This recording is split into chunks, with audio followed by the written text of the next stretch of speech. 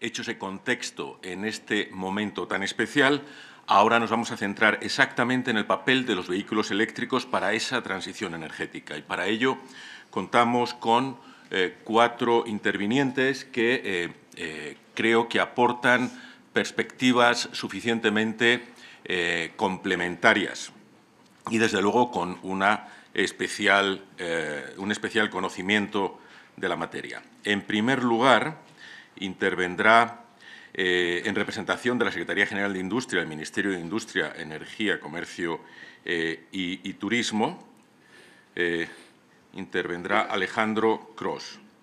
Alejandro Cros es subdirector general de Políticas Sectoriales Industriales en la Dirección General de Industria y PYME del Ministerio de Industria, Comercio y Turismo. Entre sus responsabilidades está la del seguimiento del sector de la automoción, fabricantes y componentes. Ha coordinado la transposición de la Directiva 2014/94 relativa al impulso al mercado de las energías alternativas en el transporte, así como la elaboración posterior del Plan de Acción Nacional de Energías Alternativas en el Transporte. Participa en los distintos grupos de trabajo y foros en Bruselas sobre el tema, siendo miembro del Sustainable Transport Forum de la Comisión Europea. Alejandro, tienes la palabra. Buenos días. Gracias por invitar al Ministerio a esta jornada y tener la oportunidad de intercambiar información con todos ustedes. Es obligado recordarles un poco primero el papel del Ministerio de Industria desde hace años en el impulso del vehículo de energías alternativas y del vehículo eléctrico. De forma muy resumida, somos nosotros los que estamos detrás del lanzamiento de los distintos planes MOVELE y MOVEA, que han supuesto pues, no solamente el apoyo a la adquisición de estos vehículos, que sé que ha sido o es de momento bastante escaso, no tanto como nos gustaría, pero desde luego ha supuesto pues, el conocimiento por parte de la sociedad y de los usuarios de estos tipos de incentivos y dado publicidad a estos tipos de vehículos.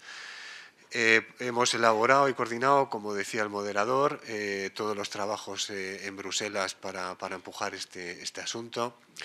Hemos lanzado medidas cuando no eran todavía obligatorias, lo van a ser dentro de poco con la transposición de la Directiva de Edificios, pero impulsamos en su momento obligaciones a través de órdenes ministeriales para la preinstalación eléctrica en los nuevos edificios residenciales y no residenciales para soportar en los parkings, en las plazas, la instalación de puntos de recarga.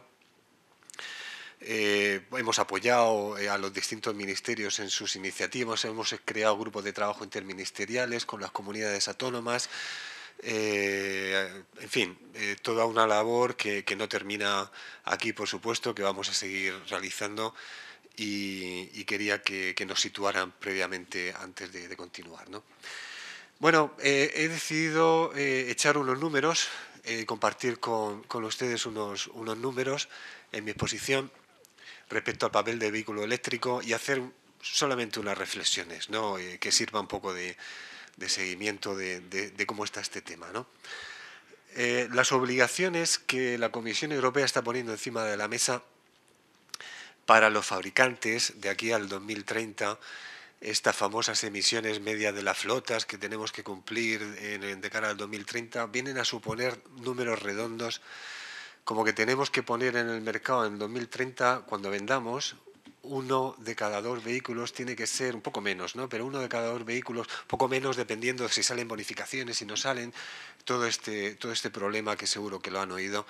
Pero 1 de cada 2 tiene que ser un vehículo cero emisiones, números redondos. Claro, esto que, bueno, pues se vende, ¿no? Ya está.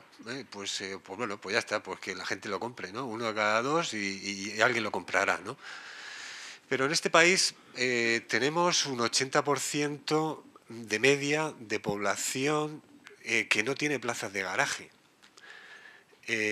A lo mejor en las grandes ciudades la situación es un poquito mejor. Hay más plazas de residentes, algunas soluciones, pero lo que está claro es que en 10 años, porque porque este porcentaje que digo de 1 de cada 2, en el 2030, en estos 10 años, con una progresión lineal, que no va a ser lineal, va a ser más bien exponencial, con más venta al final, lo que va a suponer es que nos podemos encontrar un parque en el 2030 como de unos 4 millones de vehículos eléctricos si esto se cumpliera, ¿no? Aproximadamente, números gordos. Claro, si el 80% de la población no tiene plazas de garaje y los vehículos eléctricos se cargan por la noche en las casas, tenemos un problema, ¿no? Porque ¿cómo vamos a solucionar esto? Claro, decir, oye, vamos a implantar 3 millones de puntos de recarga, vamos a pavimentar todos los puntos de recarga de las zonas azules con puntos, ¿no?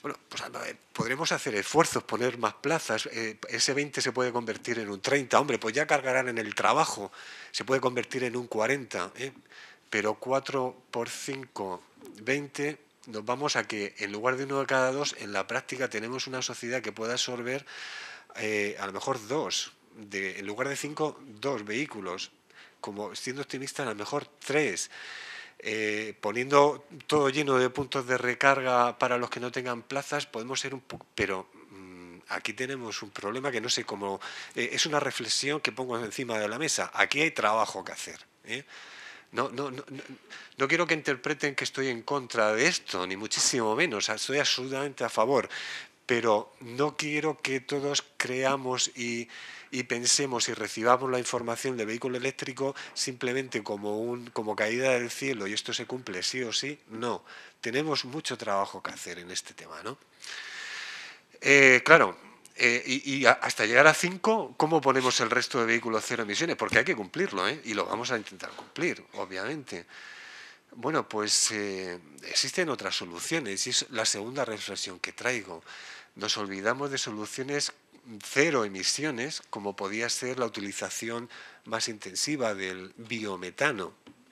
No el gas que comentaba el interviniente anterior, representante de Comisiones Obreras. Oye, cuidado con el gas que tiene que ser temporal. Bueno, pero podríamos hablar de un gas renovable que podríamos utilizar, al menos para la flota pesada, para los que las baterías será un problema, porque de momento no es una solución para los camiones y flotas pesadas, ¿no? La utilización del biometano, que no solamente puede ser cero emisiones, sino que a lo mejor hasta puede ser en negativo, porque evitar las emisiones del metano, que por cierto es unas 20 veces, números redondos, peor de gases de efecto invernadero que el CO2, pues supone incluso ganar en cuanto a emisiones, ¿no? Y tenemos soluciones tecnológicas como el hidrógeno que está llamando a la puerta. Es cero emisiones también. Entonces, dicho esto, voy a dar otro brochazo antes de terminar, que es, bueno, y si lo conseguimos con los vehículos eléctricos, pues estupendo, a lo mejor no necesitamos todas estas tecnologías. Bueno, pero es que los retos son grandes también con el vehículo eléctrico, porque el tema de las baterías, vamos a necesitar millones de baterías para suministrar este mercado. Y millones de celdas que componen esas baterías. Todas estas baterías se producen con litio que no está en la Unión Europea. Entonces, reflexión para poner sobre la mesa, solamente para pensar en ello. ¿Vamos a salir de los combustibles fósiles? Estupendo, bienvenido. Nos dejamos la dependencia exterior, pero cuidado donde lo metemos, porque hay que trabajar por conseguir la fabricación de baterías con metales estratégicos que podamos tener, que podamos dominar. La tecnología de la fabricación de baterías a día de hoy no la dominamos, no está en la Unión Europea. Este es otro reto que tenemos encima de la mesa. La fabricación de las baterías, vehículo normal, fósil, que estamos con 120 emisiones de grano de CO2, 130 podríamos hablar, vehículo eléctrico, gramos de CO2, ¿vale? Todos lo tenemos en la cabeza. Bien. La fabricación de las baterías en estudios por institutos internacionales de cuestiones medioambientales, no de industria, no de nuestra parte, digamos, sino de la otra, están hablando de que la fabricación de la batería puede ser un equivalente a unos 40 gramos de emisiones de CO2, el incorporarlo al vehículo. No es un vehículo cero emisiones, es un vehículo con fuga de carbono en otros países. Entonces, todo esto tenemos que tenerlo en la cabeza. Entonces, ¿a qué lleva esta reflexión? Pues que hay que apostar por el vehículo eléctrico, indudablemente. ¿Tiene que formar parte del mix? Sí. ¿Tiene que ser la única solución en la que nos gastemos el dinero? tengo mis dudas. A lo mejor tenemos que pensar también en innovar en el biometano, en aprovechar los recursos agrícolas, los recursos de nuestras plantas de residuos, en aprovechar los recursos de nuestras plantas de aprovechamiento de residuos de ganadería y agrícolas, donde se está produciendo ese metano. A lo mejor tenemos que seguir invirtiendo en I+D para seguir avanzando en la innovación del vehículo de hidrógeno y formar un mix entre todo que no nos deje fuera de juego si resulta que dentro de 10 o 15 años la tecnología más apropiada quizá no sea la del vehículo eléctrico, ¿no? Y esta apuesta tenemos que hacerlo contando con industria. Y no voy a entrar a ese tema porque tenemos una persona que va a hablar de ello mucho mejor que yo, pero tiene que hacerse contando con la industria, con los tiempos de la industria, porque esta innovación no sale de una mesa de nosotros en casa sentado, sale del esfuerzo de innovación de la industria, del dinero que se gaste en la industria. Y tenemos que dejarles las manos libres con neutralidad tecnológica para que apuesten por lo que consideren la mejor opción para cumplir esos objetivos de reducción de emisiones en el año 2030 y en el año 2050. Por tanto, resumiendo, neutralidad tecnológica, hay que apostar por más soluciones tecnológicas, hay que dejar trabajar a la industria en estas soluciones y apoyarla en la innovación, como decía la mesa anterior, apoyar mucho la innovación para poder llegar a cumplir estos retos. Esto es un poco mis mensajes. Gracias. Muchas gracias.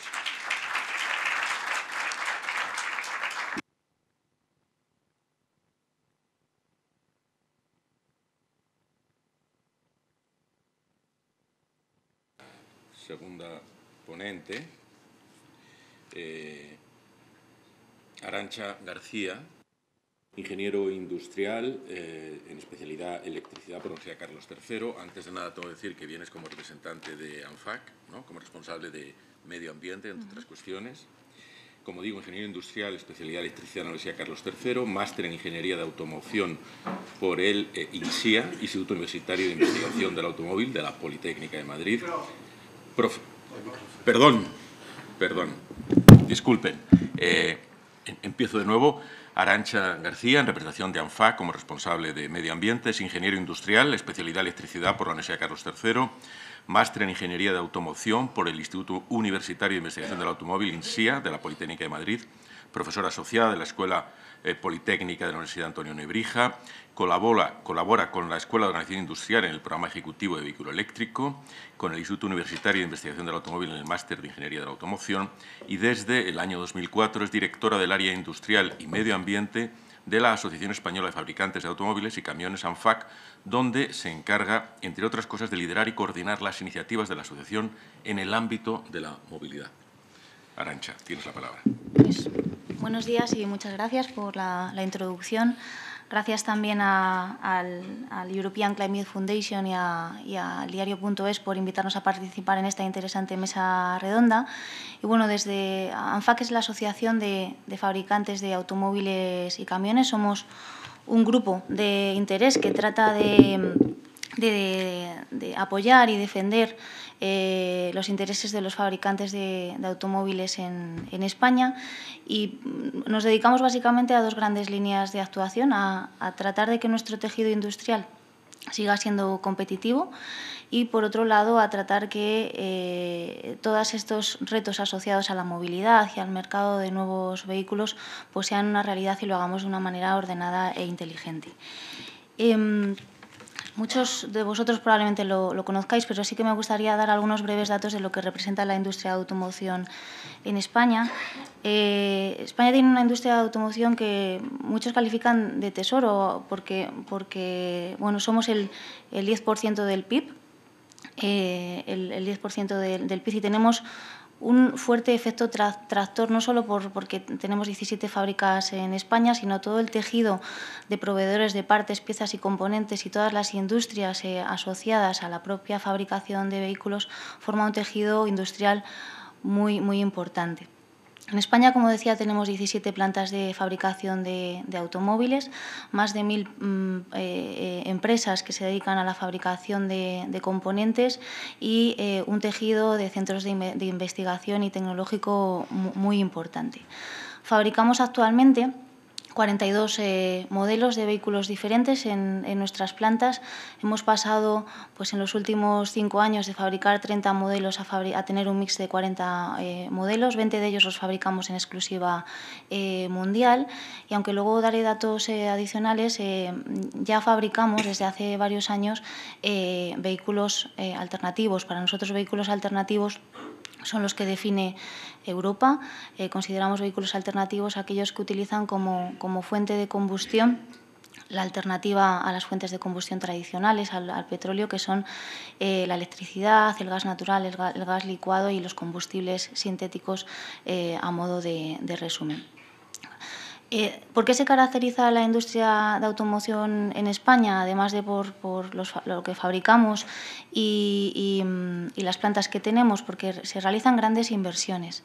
Os poníamos ahí un dato de que en los últimos 6 años se han realizado inversiones para la fabricación de nuevos vehículos, de vehículos de última generación, por un importe de 10.000 millones de euros, aproximadamente 2.000 millones de inversión al año. Y lo importante de todo esto no es la foto actual, sino las inversiones que ya se han anunciado hacia el futuro, que también comentaré en detalle más adelante. A nivel facturación, entre los fabricantes de automóviles y fabricantes de componentes, llegamos a los 100.000 millones de euros en el año pasado y generamos empleo. Y a nosotros siempre nos gusta decir que generamos empleo de calidad, porque invertimos mucho en formación. Más del 80% de nuestras plantillas está asociado a un contrato indefinido e invertimos, como decía, muchísimo en formación. Y, por supuesto, y es un dato importante, somos el principal contribuidor a la balanza comercial. Este es el mapa de fabricación de vehículos actualmente en España. Como os decía, 17 fábricas de ensamblaje de vehículos. Fabricamos vehículos de todo tipo. Fabricamos vehículos turismos, fabricamos vehículos comerciales y fabricamos camiones. Y como datos importantes es que, bueno, lo han comentado en la mesa anterior, pero somos el 8º fabricante de vehículos a nivel mundial. Estamos cerca de los 3 millones de vehículos, aunque todavía no hemos alcanzado esa frontera. Y somos el 2º fabricante de vehículos en Europa, por detrás de Alemania, pero por delante de Francia, por delante de Reino Unido, por delante de Italia. Es decir, somos una potencia europea en la fabricación de vehículos. Y un dato aún más importante es que somos el primer fabricante de vehículos comerciales, es decir, furgonetas, de las cuales hemos hablado en las mesas anteriores, que hay mucha demanda ya de furgonetas asociadas al e-commerce. Pues nosotros somos el primer fabricante de furgonetas en Europa y además somos el primer fabricante de furgonetas eléctricas de Europa. El 50% del mercado europeo de furgonetas eléctricas tiene origen de fabricación española. Como os decía, lo importante no es la foto actual, sino lo que vendrá a futuro, que es lo que va a garantizar el empleo, las inversiones en innovación, etcétera. Y ya se han anunciado 15 nuevos modelos para los próximos años. Y lo importante de esos 15 anuncios es que la mitad de las versiones van a ser alternativas. Se han anunciado en torno a 6 vehículos nuevos electrificados, tanto turismos como comerciales. Y esto es importante porque, independientemente de las previsiones que se hagan a futuro de cómo va a ser el mercado de vehículos en los próximos años, en el medio y en el largo plazo, la realidad es que lo racional va a ser que contemos con un mix de mercado equilibrado. Y cuando digo equilibrado es formado por tecnologías de combustión tradicional optimizadas y más eficientes desde el punto de vista de emisiones de CO2 y más sostenibles desde el punto de vista de emisiones contaminantes, y por supuesto ir introduciendo en la medida de lo posible y con ritmo potente, porque tenemos unos objetivos importantes con los que cumplir, ir introduciendo tecnologías de bajas emisiones o cero emisiones. En cuanto al mercado, pues seríamos seríamos irresponsables si con las cifras que veis en la pantalla de un crecimiento de en torno al 7% decimos que el mercado va mal, va bien el mercado de renovación, pero la cuota de mercado todavía no es suficiente para alcanzar los ratios de renovación que necesita el parque circulante en España. Y lo comentaré posteriormente porque esto es uno de los grandes retos a los que nos enfrentamos. Sí que percibimos que en los últimos meses ha habido una ralentización, una pequeña moderación del mercado. De hecho, el último mes, los datos del último mes han mostrado resultados negativos de crecimiento en el mercado, un 12% de caída del mercado, muy asociado a grandes líneas, cambios regulatorios, que los ha habido y probablemente los conozcan, incertidumbre en el usuario de a pie, en el que toma la decisión de comprarse un vehículo nuevo, tienen incertidumbre sobre qué tipo de vehículo comprar y eso retiene la demanda. Y luego también una cierta ralentización económica. Pero lo más importante es que si miramos las cifras de mercado de vehículo alternativo, España se encuentra un poco a la cola de Europa. Estamos en el puesto 11 dentro del top 20 de la Unión Europea en lo que tiene que ver con la introducción del vehículo alternativo.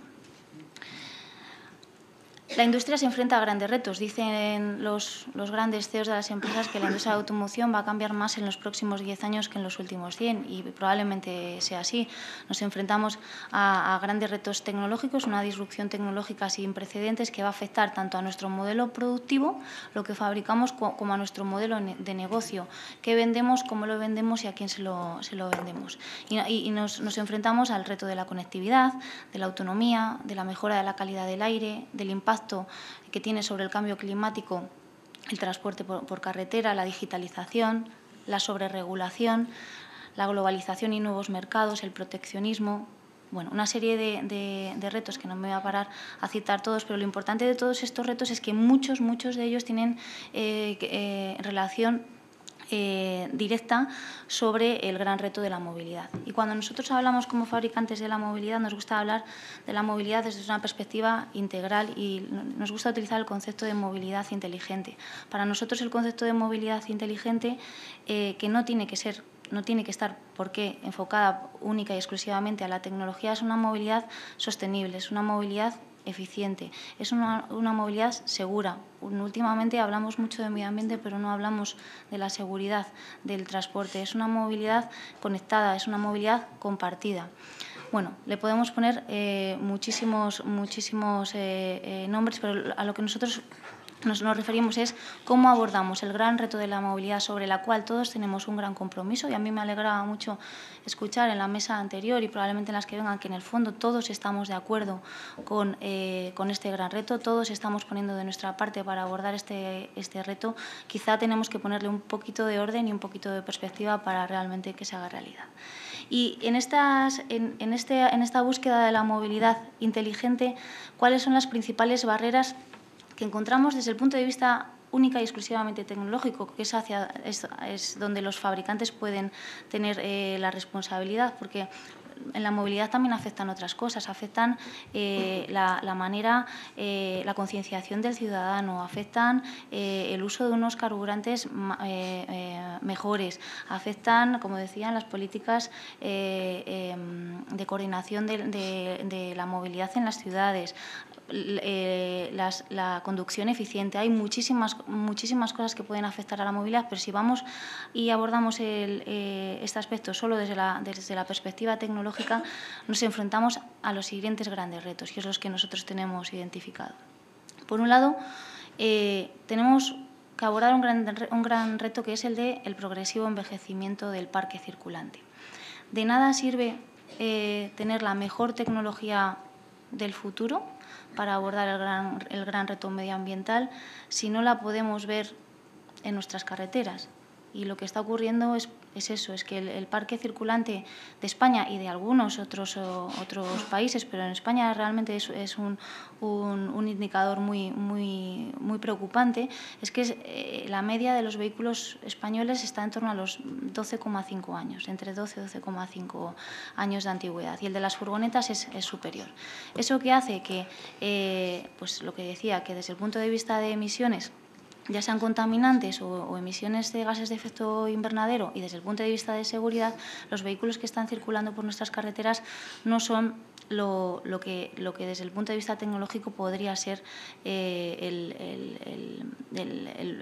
aspecto más importante. Pero no solo eso, sino que además de que el parque no se está renovando con el ritmo que tendría que hacerlo, el ciudadano se está incrementando mucho el mercado de los vehículos de ocasión. Y el mercado de vehículos de ocasión es importante, es sano y debe existir y debe estar incluso por encima en ratios del mercado de vehículos nuevos, pero lo que está ocurriendo, y os daba un dato ahí, que el año pasado se vendieron más de 166.000 vehículos con una edad de más de 20 años. Un vehículo de más de 20 años es un vehículo menos seguro, es un vehículo menos eficiente, es un vehículo menos sostenible.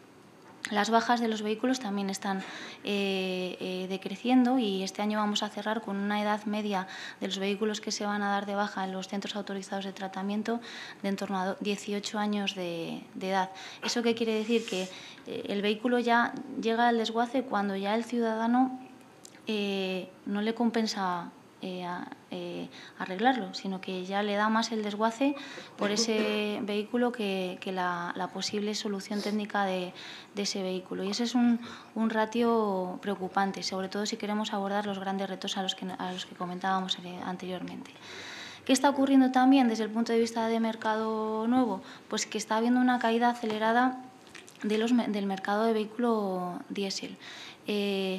Yo me gustaría matizar respecto a la mesa anterior que, si bien a la tecnología diésel se le ha asociado un defecto desde el punto de vista de las emisiones contaminantes, los óxidos de nitrógeno, la tecnología diésel es todavía muy importante para reducir las emisiones de CO2. Y en el gráfico que os trataba de reproducir en la transparencia, veis que las emisiones de CO2 en el parque de vehículos nuevos ha ido reduciéndose a lo largo de los últimos años, entre otras cosas porque tenemos un objetivo de reducción de las emisiones de CO2 ya marcado desde hace años para el año 2021. Tenemos que alcanzar una media de 95 gramos para el año 2021, y lo que está ocurriendo con toda esta incertidumbre que existe respecto a con qué coche voy a poder entrar en la ciudad, con qué coche voy a poder circular, si mi coche va a tener el valor que tenía o no va a tener, esta incertidumbre que se está creando en torno al consumidor, es que el mercado diésel está cayendo dramáticamente. Y lo que está ocurriendo es que las emisiones de CO2 de las flotas nuevas están creciendo, y hemos pasado en el año 2006 de estar en torno a 114 gramos a ver que en el acumulado de este año 2018 hemos subido 4 gramos de media. Con lo cual, lo que se está se está complicando mucho es que los fabricantes de vehículos puedan alcanzar el objetivo que tenemos ya de corto plazo del año 2021 de 95 gramos de CO2 de la media de vehículos que ponemos en el mercado. A día de hoy estamos a un 20% de distancia para poder alcanzar ese objetivo. Y a mí me gustaría recordar que nosotros ese objetivo lo tenemos que alcanzar sí o sí, poniendo en el mercado todas las tecnologías que apunten para alcanzar ese objetivo, pero al final la elección la tiene el consumidor. Y lo que está ocurriendo es que, si bien ha caído la cuota de mercado de vehículo diésel, la que está subiendo es la de los vehículos gasolina, y más o menos el mercado de vehículo alternativo se está manteniendo en niveles muy pequeños, en torno al 0,7%. Con lo cual, ya de facto el objetivo que tenemos para el año 2021 va a estar en riesgo y tendremos una penalización económica muy importante si no lo conseguimos. Y como decían en las mesas anteriores, ya se están discutiendo, hoy mismo se está discutiendo en el seno de la Unión Europea los objetivos de reducción de emisiones de CO2 con los que vamos a tener que cumplir en el año 2025 y en el 2030. Y apuntan en las negociaciones que se están produciendo a reducciones que estarán entre el 30 y el 40% con respecto a los objetivos del 2021. ¿Por qué digo esto? Porque la senda de la reducción de emisiones de CO2 con la que van a tener que cumplir los fabricantes de vehículos ya está marcada. Es muy ambiciosa, para nosotros en algunos aspectos poco realista, pero ya está marcada o se está marcando y vamos a tener que ir a por ella. Eso desde el punto de vista de impacto sobre el cambio climático, pero todo lo que tiene que ver con la calidad del aire en las ciudades es una cosa que ya está afectando, y estoy totalmente de acuerdo con Xavier Querol, que decía que el reto de la calidad del aire quizás no es tan a largo plazo, sino que se puede abordar ya, y se está haciendo. De hecho, nosotros, por ejemplo, creemos que lo que se ha hecho en Madrid, con la gran área central, el establecer un protocolo ante episodios de alta contaminación, discriminando por tecnología, por niveles euros en lugar de discriminar por matrícula par o impar, va en la buena línea para que el ciudadano pueda concienciarse y trabajar con tiempo el modelo las necesidades de movilidad y las respuestas que va a tener que dar a ello para acostumbrarse a estas nuevas políticas de movilidad. Y en este sentido, nosotros siempre decimos que no queremos más vehículos. O sea, nosotros entendemos, no somos negacionistas y entendemos que el transporte tiene un impacto negativo sobre el medio ambiente. El transporte puede tener un impacto negativo sobre la congestión, puede tener un impacto negativo sobre la ocupación de la vía, pero si se van trabajando en medidas armonizadas y homogeneizadas, por ejemplo, como las de Madrid, basadas en el etiquetado, o como las que está implementando Cataluña, además de una manera coordinada y a nivel metropolitano, creemos que podemos ir consiguiendo esos objetivos entre todos.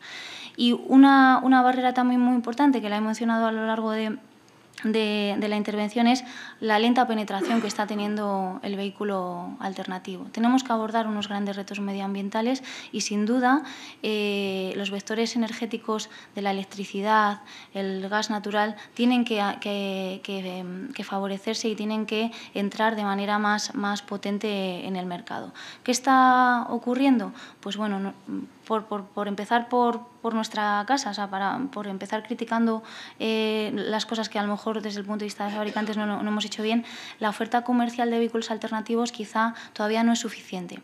Es verdad que se han lanzado muchos vehículos electrificados en los últimos años, es verdad que se han lanzado vehículos de gas natural, pero es cierto que todavía no es equiparable a la oferta comercial que tenemos de vehículos gasolina y diésel. Afortunadamente, todas las marcas han anunciado grandes inversiones para aumentar la oferta comercial de vehículos alternativos en el corto plazo. De aquí al año 2020 va a incrementarse la oferta de vehículos alternativos de manera muy importante. Entonces vamos a tener una oferta comercial que se va a componer de muchos vehículos alternativos, muchos vehículos electrificados, vehículos de gas natural y también vehículos de combustión tradicional basados en tecnología nueva, que también van a tener unas bajas emisiones y un impacto menor sobre las emisiones. ¿Qué está ocurriendo también para que haya esa penetración baja de vehículos alternativos? Infraestructura de recarga. La infraestructura de recarga, y no me voy a parar en esto, es una tarea pendiente. En España hay aproximadamente 5.000, de ese orden, de puntos de recarga pública. El comisario Cañete, para abordar los objetivos de emisiones de CO2, que, como decía, se están discutiendo hoy mismo en la Unión Europea, apunta a que España tendría que tener 200.000 puntos de recarga en el año 2030. Hay mucho trabajo bueno hacer. Y hablo de puntos de recarga pública, no hablo de puntos de recarga en nuestras casas o en las oficinas. La fiscalidad es una herramienta potentísima para aumentar la penetración del vehículo alternativo. Y acabo. Ponían el ejemplo de Noruega. Noruega ha sido un éxito, entre otros aspectos, pero de manera muy importante, por una fiscalidad favorable al vehículo electrificado. Y en la parte del marco regulatorio, Se han dado ya muchos pasos, se ha eliminado la figura del gestor de carga, hará falta implementarla. Nosotros aplaudimos esa iniciativa, una iniciativa que se venía demandando por todas las partes desde hacía mucho tiempo, pero hay que trabajar también en la estructura de peajes de acceso para que animar aún más a que se implanten puntos de recarga. Ante esta tesitura, y casi acabo, progresivo envejecimiento del parque, dilema ante el cambio climático y la calidad del aire, la incertidumbre absoluta en la que está inmerso el consumidor, falta de infraestructura de recarga, falta de estímulos a la demanda. Este año va a ser el primer año que acabemos sin ningún plan de renovación a la demanda en España, falta de una fiscalidad orientada hacia el gran reto que es la movilidad. ¿Podemos garantizar en el corto plazo, al menos, o en el medio plazo, un derecho a la movilidad comprensible para el ciudadano? Esa es un poco la pregunta que nos deberíamos hacer. Y luego, desde el punto de vista de competitividad industrial, que no nos podemos olvidar qué pasa con nuestras fábricas. No tenemos un marco armonizado y potente para garantizar unos estímulos a la inversión industrial, y faltan iniciativas de reducción de costes en la fabricación y en la distribución. ¿Podemos garantizar que nuestras fábricas sigan siendo competitivas en el futuro? No, quiero recordar que hay 500 fábricas en Europa, hay 500 fábricas en el mundo de fabricación de vehículos, nosotros somos 17, y para mantener nuestra competitividad industrial y que nuestras fábricas sigan teniendo inversiones, debemos trabajar en una transición ordenada y no forzada para alcanzar esos objetivos. Y la última transparencia resumía básicamente lo que nosotros humildemente creemos que podemos y debemos hacer para ir hacia ese objetivo común y hacia ese objetivo sobre el cual tenemos un compromiso absoluto, que es la descarbonización del transporte y la reducción del impacto medioambiental de los vehículos. Y bueno, era repasar esos aspectos: fiscalidad, incentivos estructurales, infraestructura de recarga, armonización de las políticas de movilidad. Estamos en España tenemos 6 protocolos ante episodios de contaminación, 54 planes de calidad del aire, 4 leyes de cambio climático, futuras leyes de cambio climático, distintas iniciativas de si un vehículo paga el parking o no paga el parking. Hay que armonizar todo eso y ponerlo todo en común. Tratamiento de las flotas, donde pueden entrar, por supuesto, el transporte de mercancías, los servicios de transporte público, etcétera. Una serie de cosas que entre todos, poniendo un poco de nuestra parte, si las coordinamos y nos ponemos a ello, desde luego vamos a conseguir ese objetivo común que, como decía, es la descarbonización del transporte y la reducción del impacto del transporte sobre las emisiones contaminantes. Por mi parte, nada más, y a vuestra disposición para cualquier.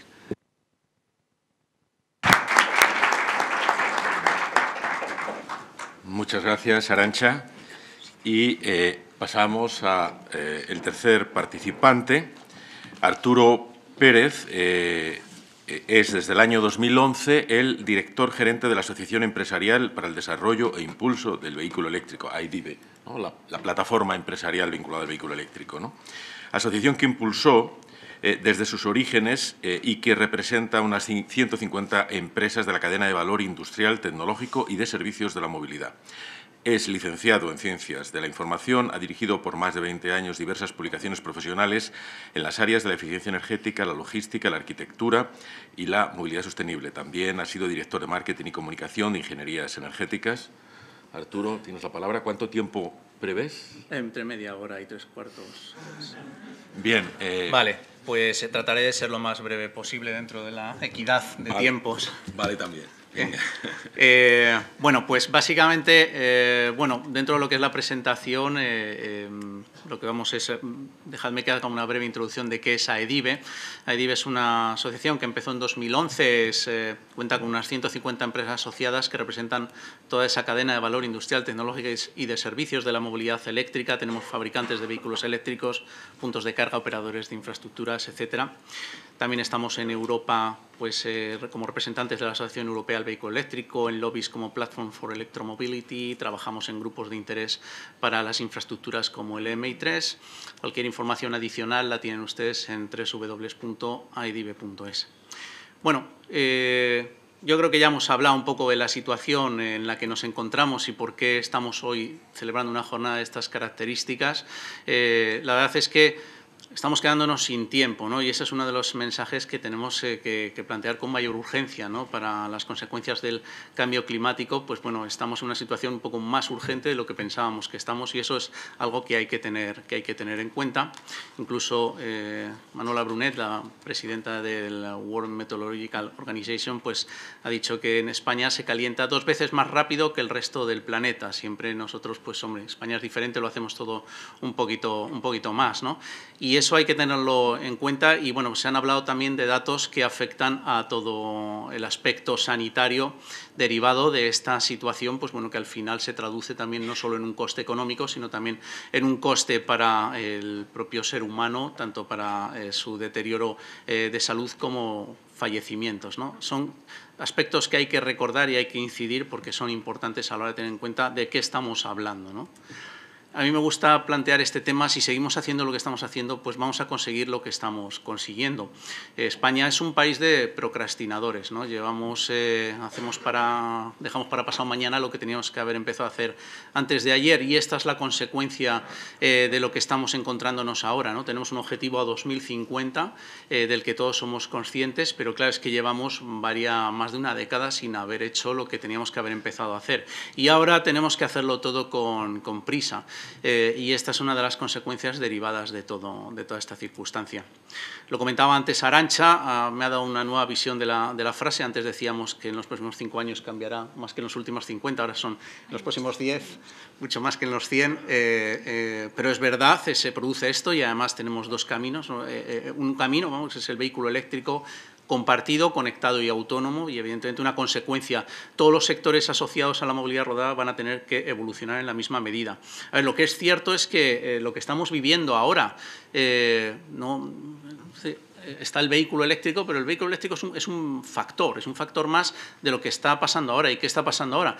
Pues que estamos viviendo una revolución industrial. Podríamos estar viviendo, pues no sé, una guerra civil, una guerra mundial. Cualquier hecho, yo prefiero estar viviendo una revolución industrial. Y esta revolución industrial tecnológica y de servicios en la movilidad y en la automoción es la que está llevando a cabo todo este cambio, que además es que no solo nos afecta como país, a veces tenemos los españoles la sensación de que el mundo gira alrededor de España. No, España forma parte del mundo, ese mundo gira, y o giramos a la misma velocidad o tenemos un problema serio, ¿no? Y aquí pasan estas cosas, ¿no? Es decir, esto es cierto, esto lo dice un informe de PricewaterhouseCoopers. ¿Qué está sucediendo en el sector de la automoción? ¿No? Pues se están previendo recortes hasta el 50% de las plantillas, según el informe, debido a 2 factores fundamentales. Uno es la automatización de los procesos industriales. Esto es importante tenerlo en cuenta. Y el otro es los nuevos modos de movilidad compartida, que evidentemente están cambiando las necesidades para el desarrollo, para la demanda de vehículos, ¿no? Estos son factores que también hay que tener en cuenta. Esto es algo que existe. Luego, algo que comentaba Arantxa y tal. Aquí más del 80% de los vehículos que se fabrican en España se exportan a terceros países. Y muchos de esos países están ya empezando a establecer limitaciones en cuanto a los vehículos de combustión. Es decir, en España tenemos una situación que tenemos que resolver, pero el problema no es España, no es solo España, ¿no? Es un problema que se produce a nivel mundial, y esto creo que es importante tenerlo en cuenta. En cuanto a los nuevos modelos de movilidad, se producen situaciones donde el producto deja de ser importante y lo que cobra importancia es el servicio. Y un ejemplo importante es lo que tenemos en Madrid. Tenemos varios servicios de car sharing, se acaba de presentar uno nuevo la semana pasada, varios servicios de motosharing, servicios de bici sharing, los servicios de patinetes pues se están tratando de regular, pero evidentemente van a existir y existirán. En Madrid simplemente tenemos más de 300.000 usuarios habituales de vehículo eléctrico gracias a este tipo de sistemas de movilidad, de nuevos modos de movilidad y de otras actuaciones, pues con lo cual, pues bueno, esto es algo que se está empezando a producir, la movilidad compartida y la necesidad de a lo mejor no tener un vehículo o no tener 2 vehículos en propiedad, etcétera, pues porque evidentemente surgen nuevas soluciones que te permiten, pues bueno, utilizar vehículos de forma más eficiente y tener a tu disposición no un vehículo, sino miles de 4 o 2 ruedas, etcétera, pues para poder desplazarte, ¿no? Y esto que está sucediendo en Madrid ya está empezando a suceder en otras ciudades y volverá a suceder y pasará con mayor profusión en muchas más ciudades, ¿no? Y además nos encontramos con cosas que dicen líderes del sector, ¿no? Gamban, que es la asociación de talleres y concesionarios. Lorenzo Vidal de la Peña, presidente de Gambán, en la presentación de su plan estratégico decía: la cosa no va de vender vehículos, va de vender movilidad. Este señor tiene concesionarios. Cuando una persona que representa un sector tan importante como es el canal de venta directo al usuario final, pues de vehículos, dice esto, pues es que las cosas están cambiando de una manera importante, ¿no? Y debemos tenerlas en cuenta. Y además, ¿qué representa el vehículo eléctrico? Pues representa estas dos cosas. Movilidad sostenible. La verdad es que me ha encantado escuchar en esta jornada, y además que se ha transmitido por streaming y además podrá estar grabado, porque he llegado a escuchar de gente que es líder en este sector, que debería tener un conocimiento importante, cosas terribles en torno a, por ejemplo, la demanda energética, ¿no?, para este tipo de vehículos, ¿no? Ya lo ha dicho Susana Bañares, de Red Eléctrica Española, que si cambiáramos conceptualmente todo el parque de combustión por un parque eléctrico, en cualquier caso la reducción de emisiones sería importante, ¿no? Y he oído decir cosas totalmente, diametralmente opuestas por gente que no debería decir esas cosas. Hemos hablado de los criterios de salud, pero sobre todo para mí el vehículo eléctrico representa eficiencia energética, y esto es algo que solo el vehículo eléctrico ofrece con respecto al resto de vehículos o sistemas de propulsión, ¿no? Es capaz de gestionar, ¿no?, el impulso hacia las energías renovables, la generación distribuida, el autoconsumo y el almacenamiento energético.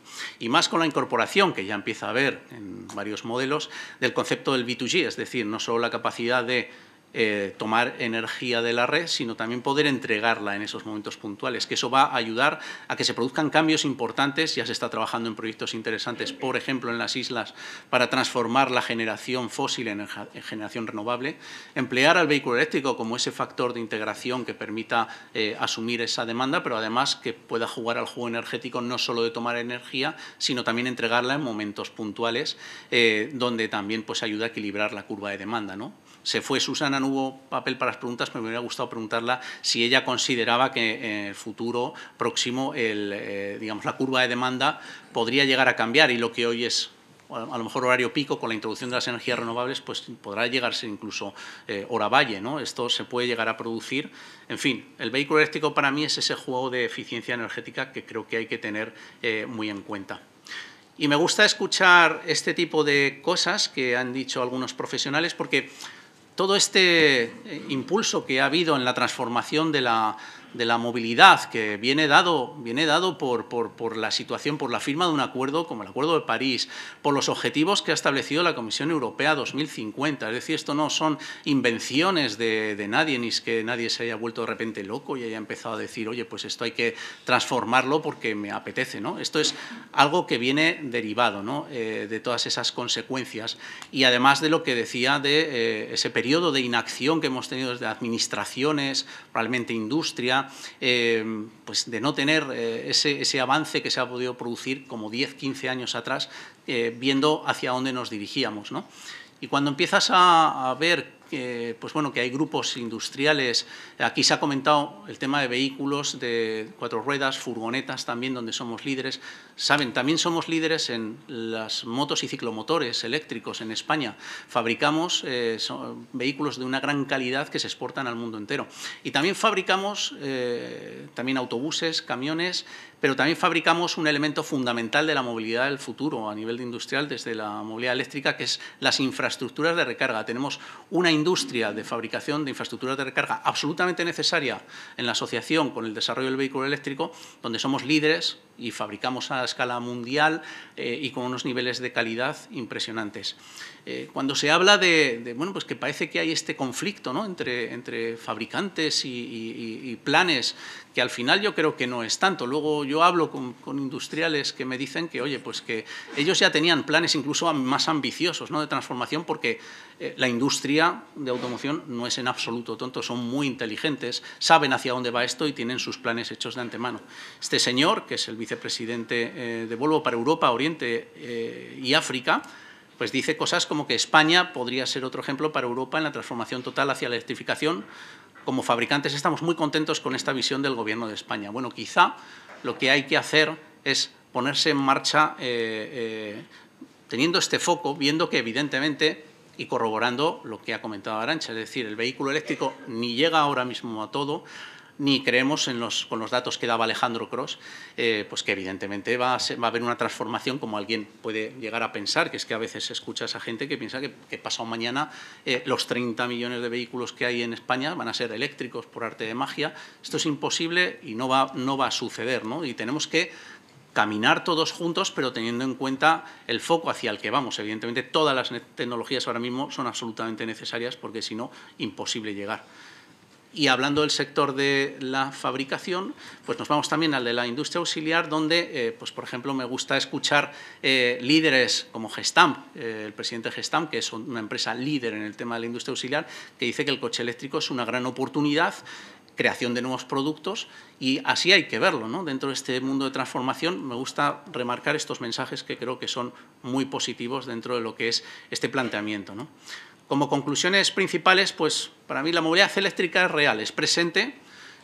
Ya hay vehículos eléctricos, yo uso vehículos eléctricos desde hace muchos años y ya no uso otra cosa y no soy especialmente, nada que me haga especial al resto de seres del planeta, y conmigo pues muchísimos usuarios, y va a convivir durante muchas décadas con otros sistemas de propulsión.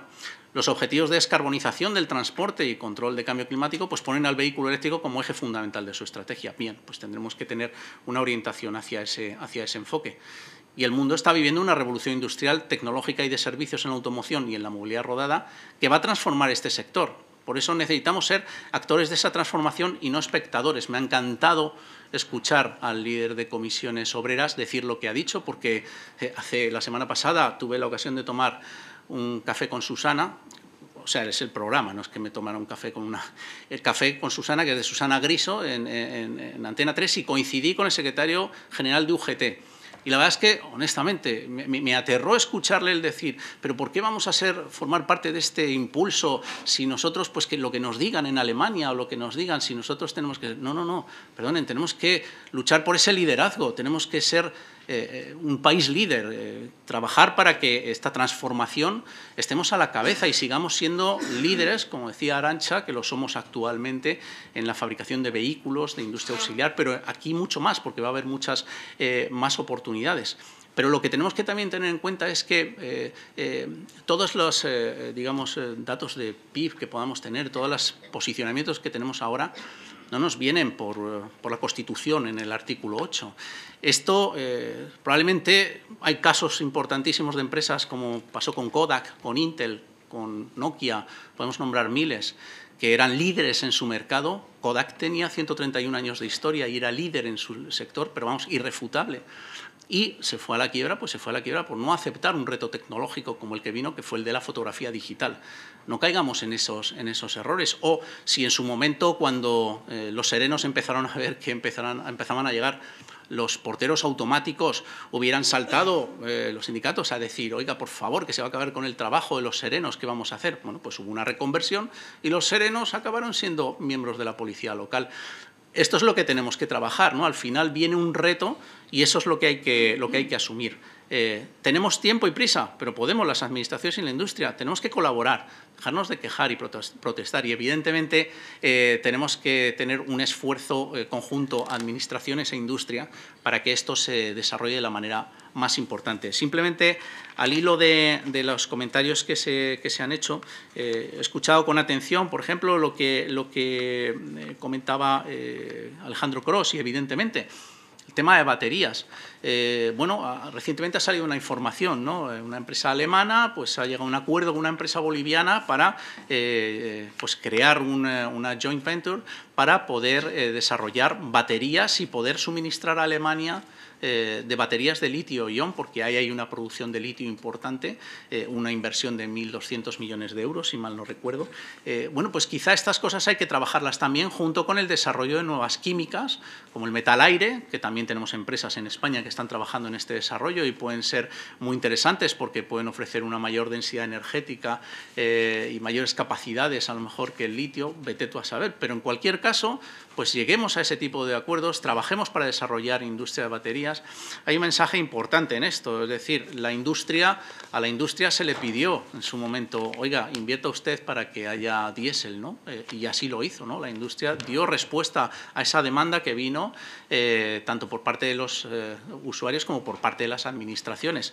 Bueno, ahora, junto con este enfoque, lo que sí que es absolutamente imprescindible es que a la industria se le ayude, ¿no?, a esa transformación, porque evidentemente es una transformación cara, es una transformación dura y es una transformación en la que tenemos que ir todos alineados, pero no se puede simplemente plantear a la industria el decir, bueno, pues ahora usted haga esa transformación, ¿no?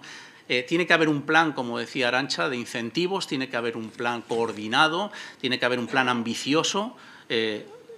Refuerzo lo que ha dicho Arantxa, o sea, este año no hemos tenido un plan de ayudas a la adquisición de vehículos eficientes, hemos perdido un año en ese sentido. Necesitamos una fiscalidad verde acorde con las necesidades que tenemos para esa transformación. O sea, hay que correr mucho, hay que trabajar mucho, pero tenemos que trabajar coordinados todos.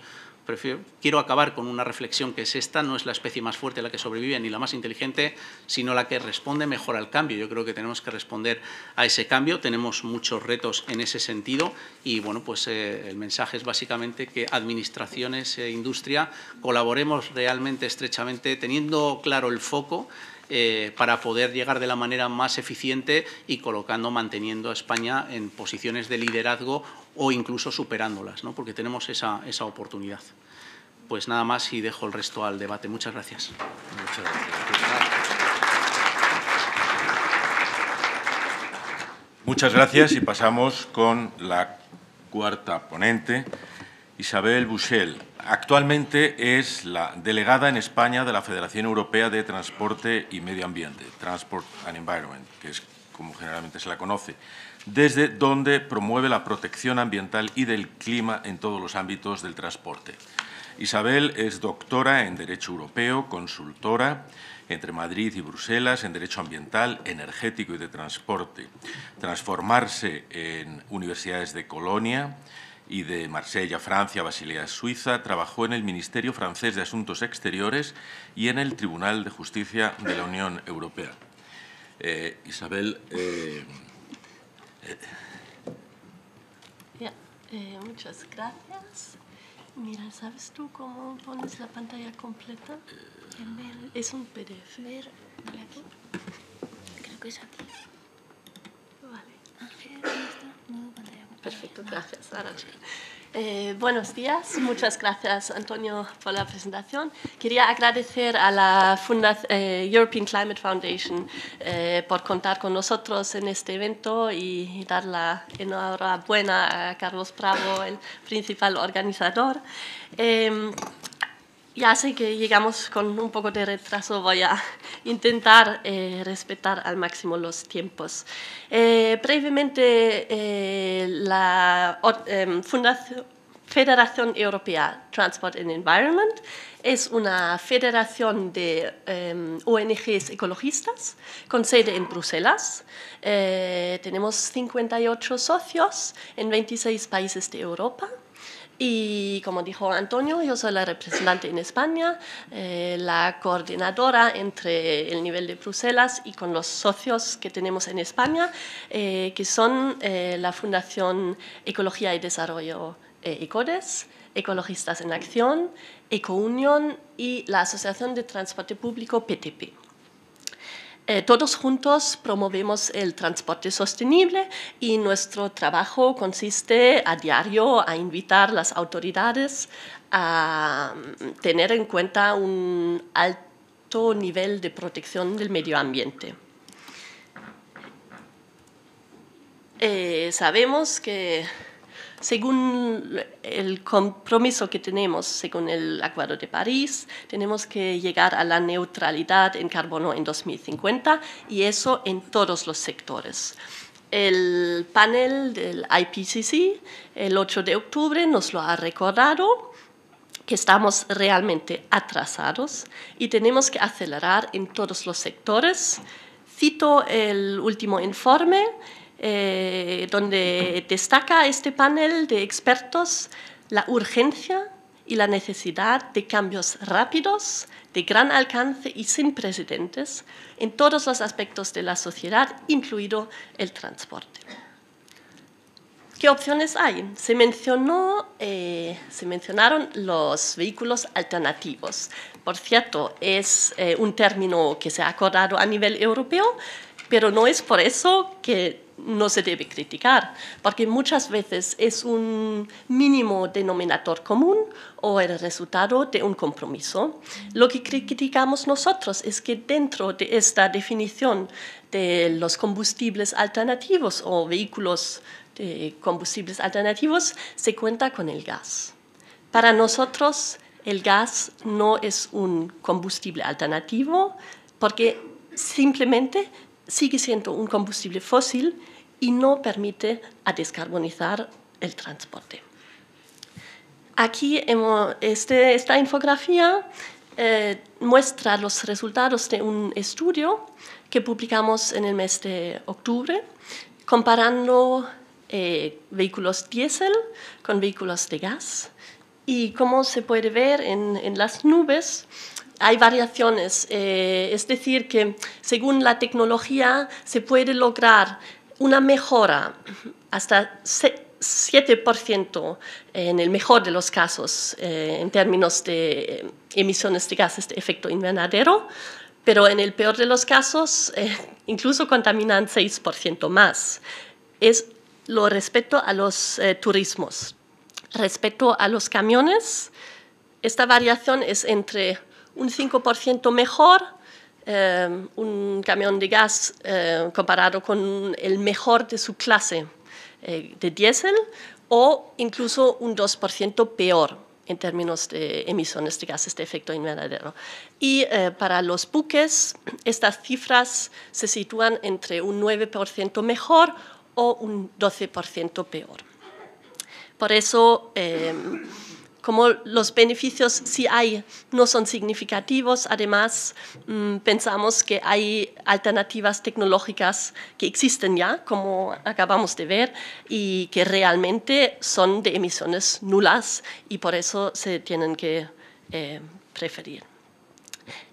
También se ha hablado del biometano, que tiene la palabra bio en su nombre, pero el biometano se dice muchas veces que es para la transición.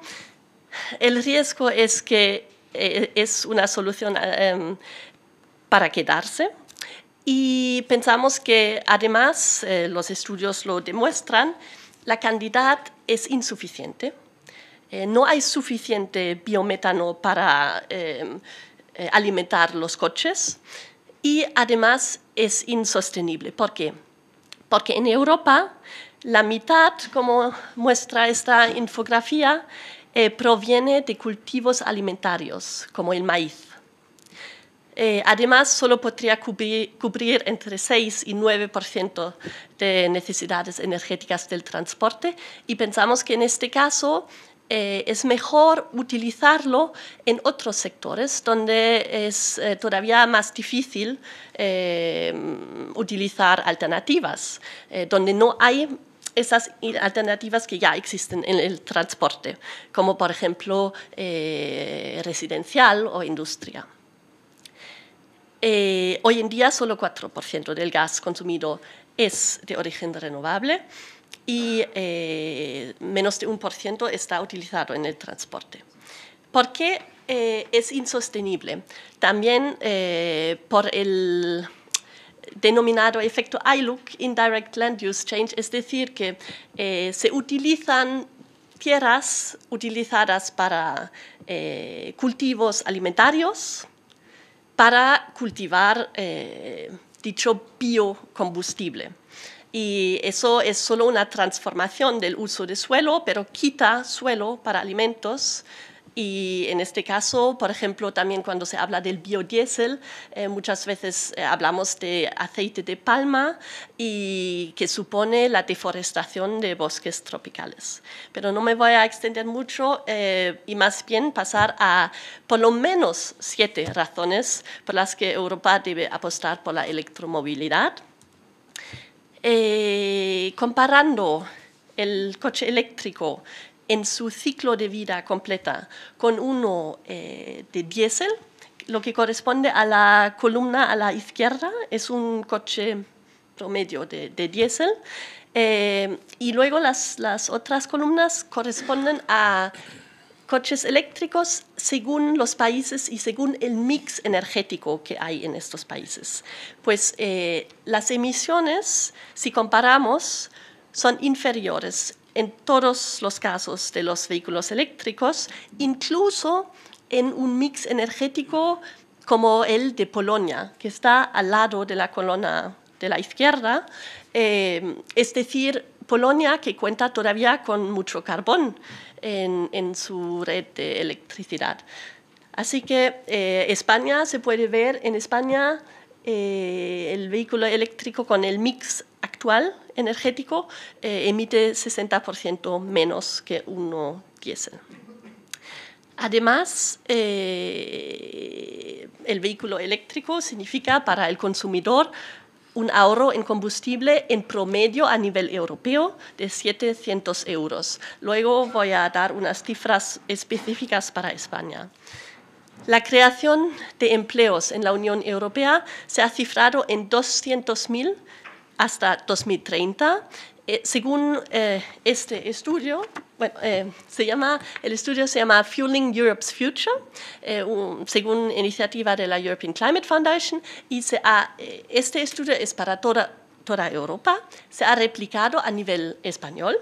Lo tengo aquí, también está disponible en la web de Transport and Environment, de ECODES, de la European Climate Foundation.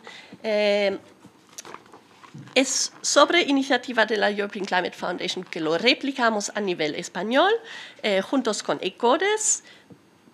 Pilotamos el trabajo que se ha realizado en 5 sesiones de expertos y han participado, por ejemplo, la Confederación de Consumidores y Usuarios, Comisiones Obreras, Renault, Nissan, Mitsubishi, Iberdrola, AIDIVE, Ferrovial, 2 consultoras que han replicado el modelo que se utilizó a nivel europeo y según este estudio, los beneficios económicos para España son los siguientes.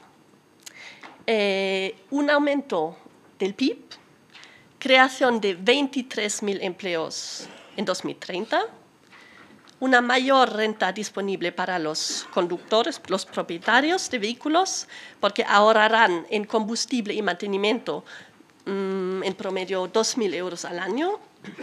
Para la industria significa atractividad, atraerá inversiones, además de reducir emisiones de CO2 y de óxidos de nitrógeno. Además de, no voy a repetir, los beneficios más generales de la economía, que hay menos importaciones de petróleo, oportunidades para la generación de electricidad renovable en España. También realizamos una encuesta en Europa. Preguntamos a europeos de estos países cuál sería idealmente su próximo coche. Y los españoles, juntos con los italianos, han contestado que sí lo ven favorable y si querían un vehículo eléctrico. Entonces, el problema parece no es la demanda. Lo ha mencionado Arantxa, que es verdad que en el pasado la propia industria automóvil ha hecho mucho más publicidad para los vehículos de combustión interna y casi nada para los híbridos enchufables o eléctricos puros, como se ve en la infografía sobre la izquierda. A contrario, se ha hecho mucha publicidad para vehículos de todoterreno, lo que también ha contribuido al aumento de las emisiones. La infraestructura en 2020 no va a ser un problema. como demuestra este mapa, y también vimos los anuncios recientes en España del despliegue de puntos de recarga, los precios también de los vehículos eléctricos y los de combustión interna. A principios de los años 2025 se estima van a ser equivalentes. Así que, como dijo Arturo, no hablamos de algo que tiene que ocurrir mañana, pero sí se tiene que tener en mente para los próximos años, o incluso en el plan español, la muy discutida medida de la ley que prohibirá la venta de coches de combustión interna en 2040, todavía queda tiempo para comprarse un vehículo antes. Incluso sea de combustión interna, pero limpio. La red eléctrica, como ha demostrado Susana de Red Eléctrica, aguardará, y también lo demuestra un estudio que se ha hecho al margen de este estudio por Element Energy. ¿De qué electrificación hablamos? Hay varias alternativas tecnológicas: el vehículo eléctrico de batería, el vehículo con pila de combustible o la electricidad a líquido. Cuando se tiene en cuenta todo, es decir, del pozo al tanque y del tanque a la rueda, se demuestra que el vehículo más eficiente es el vehículo de batería, vehículo eléctrico de batería, porque la generación de hidrógeno o electricidad a líquido necesita muchísima energía en sí para producir el combustible, si podemos decir así. Y además, el motor del vehículo eléctrico de batería es mucho más eficiente comparado a un motor de combustión. Bueno, además, he hablado de la movilidad eléctrica porque es el tema de este panel, pero que no se nos entiende mal. Juntos con nuestros socios, lo que promovemos es una reducción de la demanda de movilidad, es el aumento del transporte público, juntos con esta medida de fomentar la movilidad de emisiones nulas. Y no hay que olvidar que de todas maneras asistimos a una transformación de la cual formamos parte, una transformación más general, no solo tecnológica, pero de la movilidad personal. En el futuro vamos a adaptarnos al cambio modal, vamos a tener vehículos más ligeros, con combustibles nuevos o alternativos.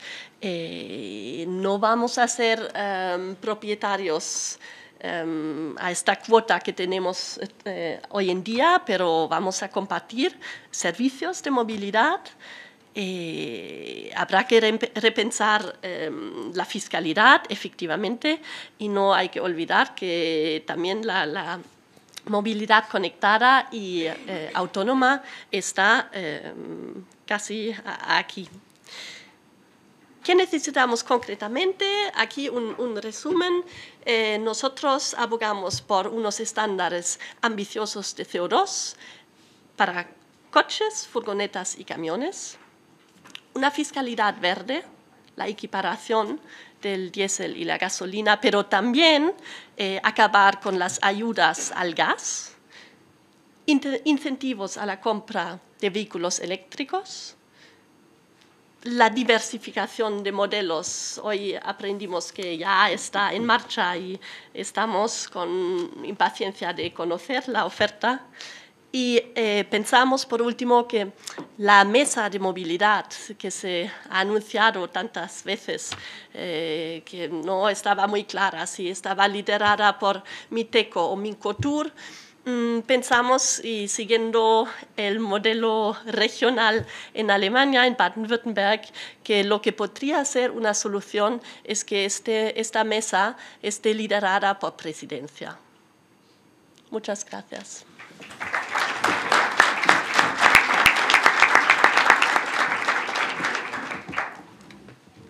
Muchísimas gracias a todos los ponentes. Es tan importante escucharnos entre nosotros que no he querido hacer ningún comentario. Está muy bien empleado el tiempo, creo, escuchándoos. Y pasamos a la siguiente mesa redonda, la tercera, y no vamos tan mal de tiempo, solo 5 minutos. O sea que muchas gracias a todos los ponentes.